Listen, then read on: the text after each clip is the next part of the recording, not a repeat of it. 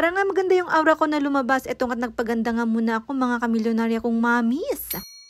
Ako lang ba o kayo rin yung tipong hindi makalabas ng bahay nang hindi makapagpulubuman lang? Siyempre siya rin lang din naman nalalabas tayo, marapat lang din naman na tayo magpaganda, diba? Isang linggo nga na pag-ayos natin ng bahay, paghuhugas ng plato, paglalaban ng damit. Ay minsan nga lang tayo makalabas, kaya naman ito doon na nga natin ang pag-aura. Siyempre, minsan-minsan lang ba maging mukhang tao, ganon. Ako ngay nakakalabas din naman na ang gamit lamang ay lipstick at bulbo. Pero dahil nga may mga kagamitan na rin, bakit naman hindi natin gamitin, diba? Lalong-lalo na akong epektibo at maganda naman ang resulta, bakit naman hindi natin gamitin? Dahil nga maganda at epektibo nga sa akin, ayan nga't ginagamit ko nga kapag lalabas ako. Syempre, alam nyo naman na yung mga brand na ginagamit ko, yung mga link ilalagay ko na lang dyan sa may comment section. Check out na kayo at i-comment nyo dyan sa may comment section kung ano ang na-experience nyo sa mga product na ito. Mag-comment lang kayo kung anong na-experience nyo dahil hindi naman tayo pare-parehas ng type ng skin. Sensitive skin nga rin ang mukha ko, kaya naman marami na rin akong product na nasubukang hindi rin maganda sa mukha ko. Problema ko nga sa mukha ko ay yung mga pinanggalingan nga ng pimples. Ayaw ko nga yung mga product na pinagbabalat niya yung mukha. Yung tipong nagbabakbak ba, ganon. Manipis na nga yung mukha ko, kaya naman hindi pwedeng gagamit ako ng matapang na produkto. Kapag may naumpisahan nga akong produkto at maganda yung resulta sa akin, ay ginagawa ko na nga siyang pang-maintenance. At totoo naman yung sinasabi nila na hiyangan lang talaga yan. Dahil nga magkakaiba talaga tayo ng type ng skin. At sa totoo nga lang mga kamilyonarya kong mamis, ito nga yung tinitignan kong pinakasahod ko bilang isang nanay. Hindi nga porket taong bahay lang tayo ay hindi na nga natin aalagaan ang ating mukha. Mas dapat nga nating alagaan ng ating mukha dahil mas prone nga tayo sa mga alikabok. At mas lalong ang alagaan natin yung sarili natin dahil tayo ang nag-aalaga sa ating pamilya. Mas productive nga rin yung araw ko kapag nakikita ko yung itsura ko na maayos. At gaya nga rin ng sabi ko, ito nga lang din yung nagpapasaya sa akin, yung mga skincare. Yung iba nga mahilig sila sa mga damit-damit, gano'n. Ako naman, ito nga bagi skincare ang nagpapasaya sa akin. Siya na nga, ang dami-dami ko nang naistorya sa inyo at hindi ko pa nga nasasabi kung ano-ano yung mga pinaggagawa ko. Siya na nga't nalagay ko na nga lahat-lahat dyan yung mga skincare na ginagamit ko. At syempre kapag lumalabas nga kami ay naglalagay nga rin ako ng mascara. Minsan-minsan lang din naman to. Para feeling may pilik mata ba, ganun. Paano ba't hindi ako biniyayaan ng pilik mata? Kaya naman nagpaparescue na nga lang ako sa waterproof na mascara. At syempre parang nga feel na feel ang pagiging millionaire at ito at gumagamit din ako ng mga accessories. Syempre gold para pang-attract ng positive energy. 1 inch na nga rin yung size ng letters, kaya naman tignan nyo naman kitang-kita. At parang nga mas pasok pa ang positive energy, ito at gumagamit din ako ng gold na earrings. O diba, nakakamilyonarya nga naman kapag ganyan. Kaya naman, check out na rin kayo yung mga link. Ilalagay ko lang dyan sa my comment section. Marapat lang talaga na feel mo ang pagiging milyonarya para lapitan ka ng mga milyones. At sabi nga nila, the more na iniisip mo, the more na nangyayari. The more na sinasabi mo, the more na nakaka-attract ka ng positive energy. At syempre, the more na minamanifest mo, the more din na trinatrabaho mo. Kaya naman, uminom ka rin ng Ayushi Tokyo para maging healthy ka, kagaya ko. Puyat man ako kaka-reels o kaka-voice over, at least may iniinom akong vitamin C. At kahit lalabas ako na maaraw ay okay lang din dahil may oral sunblock naman yung iniinom ko. O ayan, lahat ng ginamit ko ay ilalagay ko na nga lang dyan sa my comment section. At syempre, ito na nga yung OOTD ko for today's video. Brown na brown ang milyonaryang mami nyo. At ito na lang muna mga kamilyonarya kong mamis and daddies. Thanks for watching. Thank you so much, Lord.